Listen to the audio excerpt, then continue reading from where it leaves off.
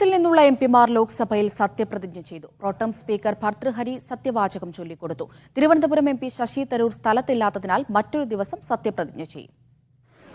Kasaragod MP Rajmohan ഉണ്ണിത്താനാണ് കേരളത്തിൽ നിന്ന് ആദ്യം സത്യപ്രതിജ്ഞ ചെയ്തത്. ഉണ്ണിത്താന് പിന്നാലെ കണ്ണൂർ എംപി കെ സുധാകരൻ സത്യപ്രതിജ്ഞ ചെയ്തു. വടകര എംപി ഷാഫി പറമ്പിൽ ഭരണഘടന ഉയർത്തിപ്പിടിച്ച് ഇംഗ്ലീഷിലാണ് സത്യപ്രതിജ്ഞ ചെയ്തത്.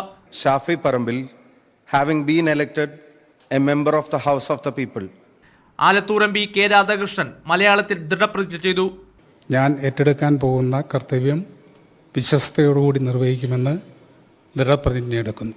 എറണാകുളം എംപി ഹൈബീഡന്റെ സത്യപ്രതിജ്ഞ ഹിന്ദിയിലായിരുന്നു. कि मैं विधि द्वारा स्थापित भारत की संविधान के प्रति सच्ची श्रद्धा और निष्ठा रखूंगा. തുടർന്ന് M K Raghavan, E T Muhammad Basheer, Abdul Samad Samadani, V K Sreekandan, Benny Behanan, Dean Kuriakose, Francis George, Kodikunnil Suresh, N K Premachandran, Adoor Prakash എന്നിവർ സത്യപ്രതിജ്ഞ ചെയ്തു. കോൺഗ്രസ് ജനറൽ സെക്രട്ടറി കൂടിയായ കെ സി വേണുഗോപാൽ ഭരണഘടന ഉയർത്തിപ്പിടിച്ചാണ് സത്യപ്രതിജ്ഞ ചെയ്തത്. Having been elected a member of the House of the People, do share in the name of God. Thiruvananthapuram M P Shashi Tharoor സ്ഥലത്തില്ലാത്തതിനാൽ മറ്റൊരു ദിവസം സത്യപ്രതിജ്ഞ ചെയ്യും. മീഡിയ 1, ഡൽഹി.